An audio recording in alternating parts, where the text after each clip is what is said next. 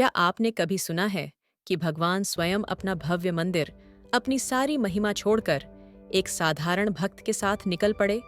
यह कोई कल्पना नहीं, बल्कि एक ऐसी अलौकिक घटना है जो युगों युगों से भक्तों के हृदय में प्रेम और विश्वास की ज्योति जला रही है। आज हम पुरी के श्री जगन्नाथ मंदिर से जुड़ी एक ऐसी ही अविस्मरणीय कथा में गोता लगाएंगे, जो हमें बताएगी कि सच्ची भक्ति के आगे स्वयं परमेश्वर भी नतमस्तक हो जाते हैं। जय जगन्नाथ। पुरी से बहुत दूर बंगाल के एक छोटे से गांव में रामदास नाम के एक परम भक्त रहते थे। उनका जीवन भगवान जगन्नाथ के चरणों में समर्पित था। रामदास की भक्ति इतनी गहरी और निष्ठावान थी कि हर एकादशी को, चाहे मौसम कैसा भी हो, वे पैदल ही पुरी की यात्रा पर निकल पड़ते थे।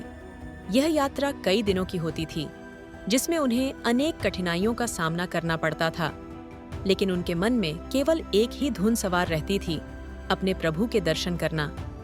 पुरी पहुंचकर वे पवित्र समुद्र में स्नान करते, महाप्रसाद ग्रहण करते और फिर सायंकाल मंदिर के बाहर बैठकर घंटों तक प्रभु के नाम का कीर्तन करते।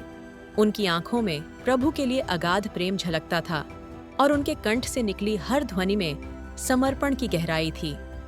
रामदास के मन में केवल एक ही बात थी, मेरे जीवन का अर्थ है प्रभु के दर्शन और उनकी सेवा। उनकी इस निस्वार्थ भक्ति को देखकर स्वयं भगवान जगन्नाथ भी अत्यंत प्रसन्न रहते थे। समय का चक्र अपनी गति से चलता रहा और रामदास भी अब वृद्ध हो चले थे। उनका शरीर पहले जैसा बलिष्ठ नहीं रहा था, कदम डगमगाने लगे थे और यात्रा की थकान उन्हें अधिक सताने लगी थी। लेकिन उनकी भक्ति, उनका विश्वास आज भी उतना ही अटल और अडिग था।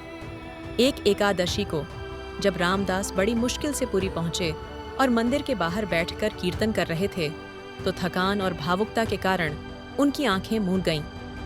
वे गहरे ध्यान में लीन हो गए। उनके रोम रोम में प्रभु का नाम समाया हुआ था। तभी उनके समक्ष एक अद्भुत दिव्य प्रकाश फैला, जिसने पूरे वातावरण को आलोकित कर दिया। उस प्रकाश पुंज के मध्य से प्रकट हुए स्वयं महाप्रभु जगन्नाथ। उनके मुख पर मंद मुस्कान थी और नेत्रों में अपने भक्त के लिए असीम प्रेम। प्रभु बोले, रामदास, अब तू पुरी मत आया कर। तुझे इतनी दूर से पैदल चलकर आते देख मुझे बड़ा कष्ट होता है। तेरी यह वृद्धावस्था और यह कठिन यात्रा अब मुझसे देखी नहीं जाती।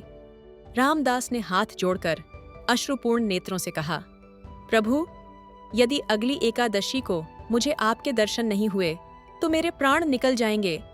मेरा जीवन आपके दर्शनों के बिना व्यर्थ है।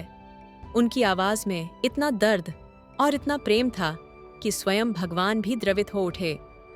तब जगन्नाथ जी मुस्कुराए। उनकी मुस्कान में एक रहस्य और एक अद्भुत योजना छिपी थी। उन्होंने कहा, तो एक उपाय है रामदास, अगली एकादशी को जब तू पुरी आए तो एक बैलगाड़ी साथ लाना।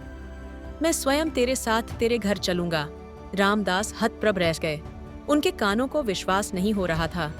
उन्होंने कांपते हुए स्वर में पूछा, प्रभु, आप अपना मंदिर छोड़ देंगे? अपनी भव्यता, अपने भक्तों को छोड़कर मेरे साथ चलेंगे? ये विचार ही उनके लिए अकल्पनीय था। जगन्नाथ जी ने प्रेम से रामदास के सिर पर हाथ फेरा और बोले, भक्त के प्रेम से बड़ा कोई नियम नहीं होता रामदास। मेरे लिए मेरे भक्त का प्रेम ही सर्वोपरि है। अब तो हमने निश्चय कर लिया है, हम तुम्हारे साथ ही चलेंगे। तुम बस अगली एकादशी को बैलगाड़ी लेकर आना। प्रभु के इन वचनों ने रामदास के हृदय को आनंद और कृतज्ञता से भर दिया। अगली एकादशी का दिन आया।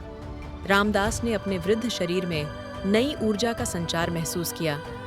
उन्होंने एक पुरानी साधारण सी बैलगाड़ी तैयार की और अपने 2 बूढ़े बैलों के साथ पुरी की ओर प्रस्थान किया। उनके मन में एक अद्भुत उत्साह और एक पवित्र रहस्य छिपा था। जब वे पुरी पहुंचे तो मंदिर के पंडा पुजारी उन्हें देखकर हैरान रह गए। उन्होंने रामदास से पूछा, अरे रामदास, आज बैलगाड़ी से आए हो? कुछ विशेष है क्या? तुम्हारी तो पैदल आने की आदत है। रामदास ने मुस्कुराते हुए कहा, नहीं, अब बूढ़ा हो गया हूं, बस आराम से आया हूं। उनकी मुस्कान में एक गहरा अर्थ छिपा था, जिसे पुजारी समझ नहीं पाए। रात का समय हुआ। मंदिर में शयन आरती समाप्त हुई और कपाट बंद हो गए। रामदास मंदिर के बाहर प्रतीक्षा में बैठे थे। उनका हृदय धड़क रहा था। उन्हें विश्वास था कि प्रभु अपना वचन अवश्य निभाएंगे। वातावरण में एक अजीब सी शांति थी जो किसी बड़े घटनाक्रम की सूचक थी। तभी रामदास ने एक अद्भुत दृश्य देखा। मंदिर के विशाल कपाट स्वयं ही धीरे धीरे खुलने लगे। अंदर से एक स्वर्ण आभा निकलकर पूरे प्रांगण को प्रकाशित कर रही थी। उस दिव्य प्रकाश के बीच से स्वयं भगवान जगन्नाथ बाहर आ रहे थे। वे पीतांबर धारण किए हुए थे, सिर पर मोर पंख लगाए थे और अपने वस्त्रों की एक छोटी सी पोटली बांधे हुए थे, जैसे कोई साधारण यात्री यात्रा पर निकलता है। यह दृश्य इतना अलौकिक था कि रामदास की आंखें नम हो गईं। उन्होंने कांपते हुए स्वर में कहा, प्रभु, सोच लीजिए, चलना है कि रुकना? यह निर्णय बहुत बड़ा है। जगन्नाथ जी ने प्रेम से रामदास की ओर देखा और बोले, अब तो तय हो चुका है रामदास, चलेंगे हम। भक्त के प्रेम में बंधकर अब हम तुम्हारे साथ ही चलेंगे। प्रभु के इन वचनों ने रामदास के हृदय को असीम आनंद से भर दिया। प्रभु ने बैलगाड़ी के पास आकर बैलों को देखा। वे दोनों बैल भी रामदास की तरह ही वृद्ध और कमजोर थे। प्रभु बोले, ये तो बहुत बूढ़े हैं रामदास, मेरा भार कैसे उठाएंगे? इतनी लंबी यात्रा कैसे पूरी करेंगे? रामदास ने नम्रता से कहा, प्रभु, यही है मेरे साथी, मेरे पास और कोई नहीं। जगन्नाथ जी मुस्कुराए। उन्होंने अपने दिव्य हाथों से उन बूढ़े बैलों पर प्रेम से हाथ फेरा। और यह क्या? प्रभु के स्पर्श मात्र से वे दोनों बैल तुरंत तंदुरुस्त, चमकते हुए और दिव्य शक्ति से परिपूर्ण युवा बैलों में बदल गए।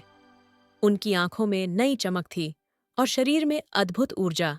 रामदास ने कहा, प्रभु, मैं चलाऊंगा। प्रभु हंसते हुए बोले, नहीं रामदास, मैं खुद चलाऊंगा। आज मैं अपने भक्त के सारथी बनूंगा। और फिर हुआ वह अद्भुत दृश्य जिसे देखकर देवता भी चकित रह जाते।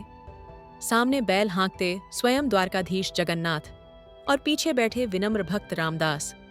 यह भक्ति और प्रेम की एक ऐसी यात्रा थी जो इतिहास में अमर हो गई।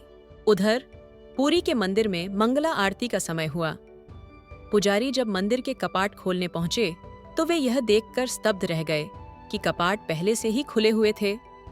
अंदर जाकर उन्होंने देखा कि सुभद्रा जी और बलभद्र जी तो अपने स्थान पर थे, पर भगवान जगन्नाथ की मूर्ति वहां नहीं थी। पूरे पुरी नगर में यह खबर बिजली की तरह फैल गई। भगवान चोरी हो गए। चारों ओर हाहाकार मच गया। भक्तगण रोने लगे। सभी का शक रामदास पर गया, क्योंकि वह बैलगाड़ी लेकर आया था और रात भर मंदिर के बाहर बैठा था। पुजारियों का क्रोध 7वें आसमान पर था। वे लाठी डंडे लेकर रामदास के घर की ओर दौड़ पड़े। इधर भगवान जगन्नाथ और रामदास अपनी यात्रा पर थे। प्रभु ने रामदास से कहा, रामदास, मुझे छिपा दो, वे आ रहे हैं। पुजारियों का क्रोध बहुत तीव्र है। पास में एक तालाब था जिसके पीछे एक छोटी सी गुफा जैसी जगह थी। रामदास ने वहीं भगवान को छिपा दिया, लेकिन प्रभु की पीतांबरी का एक छोर बैलगाड़ी में ही रह गया था। पुजारी क्रोधित होकर रामदास के घर पहुंचे और उन्हें घेर लिया। बैलगाड़ी में पीतांबरी का छोर देखकर उनका शक यकीन में बदल गया। बिना कुछ सोचे समझे उन्होंने रामदास को मारना शुरू कर दिया। तभी तालाब से एक गंभीर और गर्जनापूर्ण आवाज आई, जिसने पूरे वातावरण को थर्रा दिया। मूर्खो, कोई मुझे अपनी मर्जी से ले जा सकता है क्या? मैं स्वयं आया हूं अपने भक्त के साथ। मेरे भक्त को क्यों मार रहे हो? सबकी आंखें फटी रह गईं। उन्होंने देखा कि तालाब से रक्त मिश्रित जल निकल रहा था।